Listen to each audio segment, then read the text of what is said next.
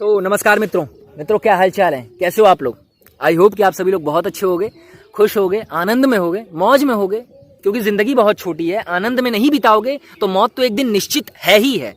चाहे तुम खुश होकर जी लो अपनी जिंदगी, चाहे दुखी होकर के जी लो, मरना तो एक दिन है ही है। तो एक व्यक्ति बुद्ध की तरह जी करके मरता है और एक व्यक्ति रंक की तरह होकर के मरता है, भिखारी होकर के मरता है। और ओशो ने बहुत सुंदर बात कही कि भगवान हर एक व्यक्ति को, प्रति व्यक्ति को राजाओं की तरह पैदा करता है और भिखारी हम बन जाते हैं। हम ऐसे जीते हैं ना कि हम एक भिखारी से भरा हुआ जीवन जीते हैं और इसी भिखारी से भरे हुए पात्र को लेकर के एक दिन मर जाते हैं। तो भिखारी का मतलब ये नहीं कि आप अमीर होकर के मरो, आप एक सुखद और एक वैभवशाली जीवन जी करके मरो, ये होता है अमीरी का मतलब। सबके लिए अमीरी के मतलब अलग अलग हो सकते हैं। खैर, ये एक बहुत अच्छा टॉपिक है, इसके बारे में भी हम एक वीडियो बनाएंगे। और आज हम एक बहुत ही सुंदर सी और बहुत ही प्यारी सी जगह बैठे हैं, क्योंकि मौसम बहुत सुंदर हुआ पड़ा है, आसपास हवाएं चल रही हैं और मेरे आसपास कोई नहीं है, तो मैं चिल्ला करके भी बोल सकता हूँ, चिल्ला करके भी, ठीक है। तो बहुत अच्छा लग रहा है। और आज की वीडियो मैं कहानी से शुरू करने वाला हूँ, और वीडियो को पूरा देखना, वीडियो को लाइक किया करें, आप कमेंट किया करें थोड़ा सा, और वीडियो को हो सके तो शेयर किया करें, क्योंकि बहुत अच्छी अच्छी बातें हम आपको बताते हैं। और यदि आप इसे पूरा देखेंगे तो हम अधिक लोगों तक पहुंच पाएंगे, क्योंकि YouTube हमें रिकमेंड करेगा अन्य नए लोगों तक पहुंचाने में।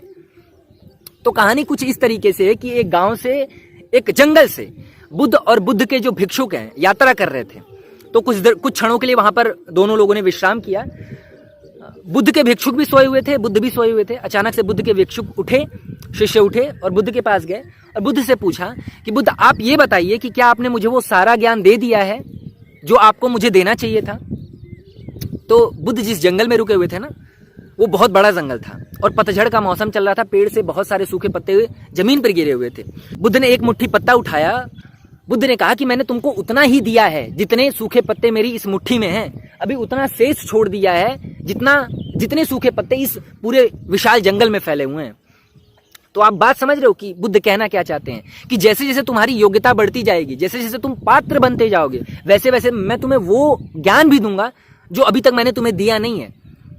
अगर तुम 20 किलो वजन उठा सकते हो तो अचानक से मैं तुम्हारे ऊपर 100 किलो वजन नहीं लाद सकता। और ये बुद्धि के तल की बात कर रहा हूं मैं। यदि आपकी बुद्धि सकरी है, छोटी सोच है, तो एक बड़े सोच वाले व्यक्ति की बड़ी बातों को आप झेल नहीं सकते हो। उसके लिए आपको अपने बुद्धि के पात्र को बड़ा करना पड़ेगा। तो मैं ये कहना चाहता हूं कि जीवन के हर एक मोड़ पर हमारे साथ यही होता है, चाहे वो अमीरी के क्षेत्र में हो, चाहे कोई व्यवसाय करना हो, चाहे जीवन की पात्रता की बात हो, चाहे वो एक जीवन को सही ढंग से जीने की पात्रता हो, चाहे एक अलग रास्ते पर चलने की पात्रता हो। हमारे पास वो पात्रता नहीं होती है और हम एक बड़ी रास्तों की, एक बड़े सपनों की तलाश कर लेते हैं, और वो बड़े सपने हमारे पात्र में समाते ही नहीं है, समा ही नहीं सकते हैं। क्यों? क्योंकि हमारा पात्र छोटा है। यदि आप गरीब हो, आपको अमीर बनना है, तो उस पात्र को धीरे धीरे करके बड़ा करना पड़ेगा, धीरे धीरे करके बड़ा करना पड़ेगा। अचानक से कोई पात्र बड़ा नहीं हो जाता। ये जीवन का पात्र है। ये दुकानों पे मिलने वाले कांसों के बर्तन और पीतल और तांबे के बर्तनों की बात मैं नहीं कर रहा हूं, ये जीवन की बात कर रहा हूं। और जीवन में कुछ कमाने के लिए, कुछ बड़ा करने के लिए, कुछ जीवन में अद्भुत करने के लिए, हो सकता है इसमें आपके 5 साल लग जाएं, 10 साल लग जाएं, 15, 20 साल, 25 साल लग जाएं। कई दफा ऐसे ऐसे लोग हुए हैं जो 60-60 साल की उम्र के बाद सक्सेसफुल हुए हैं। और सक्सेस का मतलब ये नहीं कि आप अमीर हो जाओ, कि बहुत सारे पैसे आ जाएं, पद प्रतिष्ठा हो जाए आपकी। पैसे आने के बाद तो सम्मान वैसे ही मुफ्त में आपको मिलना शुरू हो जाती है। लेकिन जीवन की समझदारी और जीवन के प्रति अमीरी की बात कर रहा हूं मैं, कि वो जो पात्रता है, एक अमीर से गरीब बनना है तो धीरे धीरे अपने पात्र को बड़ा करना पड़ता है। अपनी बौद्धिक क्षमता को, अपनी अंडरस्टैंडिंग को, उस क्रिटिकल थिंकिंग को आपको बड़ा करना पड़ेगा। अगर आप एक फिलोसफर बनना चाहते हो, दार्शनिक बनना चाहते हो, ओशो जैसे और कृष्णमूर्ति जैसे एक महान थिंकर बनना चाहते हो, क्रिटिकल थिंकर बनना चाहते हो, तो आपको अपने जीवन और अपने बौद्धिक और अपने बुद्धि के पात्र को धीरे धीरे बड़ा करना पड़ेगा, ताकि आपके पात्र में वो कृष्णमूर्ति वाला ज्ञान, वो कृष्णमूर्ति वाली समझ आपके पात्र में समा सके। ऐसे समझो कि आपके पास एक छोटी सी कटोरी है, इतनी छोटी सी कटोरी, और 56 प्रकार के भोग बने हैं। उस छोटी सी कटोरी में आप क्या क्या लोगे, और ले भी लोगे आप, मैं कहता हूं इतना इतना सा ले भी लेते हो, तो उसका स्वाद आप चख पाओगे क्या? शायद खिचड़ी का कोई स्वाद नहीं होता। खिचड़ी मतलब ही होता है कि बेस्वाद। हाँ, उसको हम अलग अलग तरीकों से बनाना सीख गए हैं, तो हम उसमें भी टेस्ट डाल देते हैं, बट खिचड़ी का कोई स्वाद नहीं होता है। लेकिन अगर आपके पास एक बड़ा पात्र है जिसमें 56 तरीके के भोजनों को सही क्रम में और उचित दूरी पर रखा जा सके, तो आप जब उस भोजन को करोगे तो उस भोजन का स्वाद आता है, भोजन खाने में मजा आता है। आप बात समझ रहे हो कि मैं कह रहा हूं कि अपने पात्र को बड़ा करना पड़ेगा। छोटे पात्रों में बड़ी चीजें नहीं आती हैं। कुपात्र लोग सुपात्र नहीं हो पाते हैं। हाँ, सुपात्रता की तरफ एक कदम बढ़ाया जाए, एक बड़े सुपात्र आप बन सकते हो।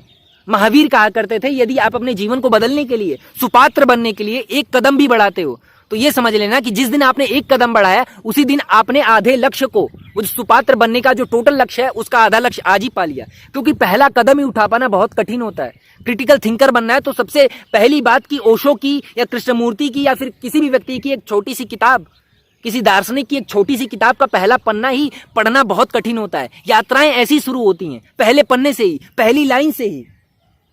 और आपको पता नहीं कि छोटी सी यात्राएं, ये छोटा सा कृत्य करना, एक पेज रोज का पढ़ना, कि अपनी बौद्धिक क्षमता को सही जगह लगाना, कि जीवन को सही ढंग से जीना, कि सही भोजन का चुनाव करना, ये आपकी पात्रता धीरे धीरे बढ़ाना शुरू कर देता है, जहां पर आने वाले समय में आप सुपात्र होने वाले हो।